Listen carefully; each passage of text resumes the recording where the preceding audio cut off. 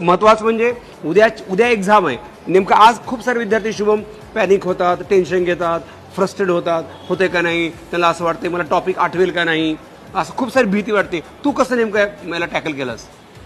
तर तुम्ही सांगितलं त्याप्रमाणे आम्ही जास्त लास्टच्या दिवशी फक्त आम्ही डायग्राम हे ते बघितलं आणि शॉर्ट नोट जे काढले होते त्याच वाचले होते फक्त.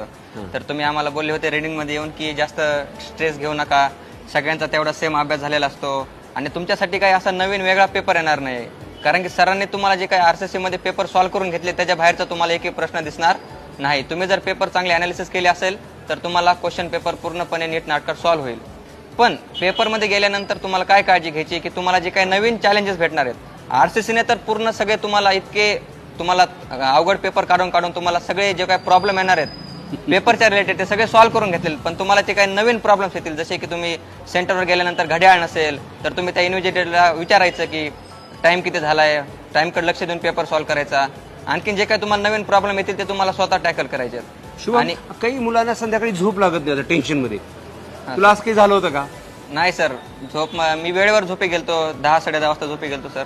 आणि सकाळी निवांत 6-6:30-7 वाजेपर्यंत उठलो होतो. अच्छा, म्हणजे एकदम रिलॅक्स मध्ये तू. Relax sir. आणि सकाळी उठल्यावर काही वाचलास की कसं काय केलं सकाळचं उद्याची दिनचर्या? सर उद्या मी ज्यावेळेस उठलो होतो त्याच्यानंतर मग मी आंघोळ हे ते केली आणि त्याच्यानंतर मी फक्त बायोलॉजी मधल्या डायग्राम्स बघितले होते जे की मला अवघड जात होतं, जसं की मॉर्फोलॉजी, परत आणखीन बायोलॉजिकल क्लासिफिकेशन, जे 2-3 चॅप्टर मला अवघड जात होते त्याच्या फक्त डायग्राम बघितले होत्या. म्हणजे मी नीटच्या पेपरच्या दिवशी हार्डली अर्धा तास अभ्यास केला असेल, जास्त अभ्यास केला नव्हता सर. अच्छा, अरे वा वा. तर शुभम आपल्याला सांगतोय की अजिबात पॅनिक होऊ नका.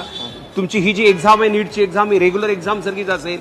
आपल्या RCC पेक्षा वेगळा पेपर अजिबात पडणार नाही. कारण आपण एक पॅराग्राफ सोडला आणि क्वेश्चन न काढता फक्त पेपरचा अनालिसिस जर तुम्ही केला असेल तर नक्की तुम्हाला फायदा होईल.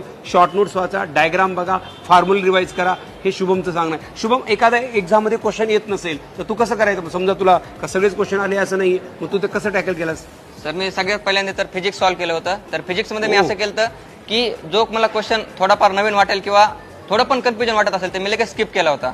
कारण की माझ्याकडे जास्त टाइम नव्हता तिथं वेस्ट करण्यासाठी. तर मी जर माझा एक क्वेश्चन सॉल्व्ह नाही झाला तर मी असं माइंडमध्ये फिक्स केलं होतं की माझ्याकडे आणखीन 44 क्वेश्चन्स आहेत. तर मी लगेच ते क्वेश्चन स्किप करून पुढच्या क्वेश्चनकडे जात होतो. अच्छा, ओके ओके.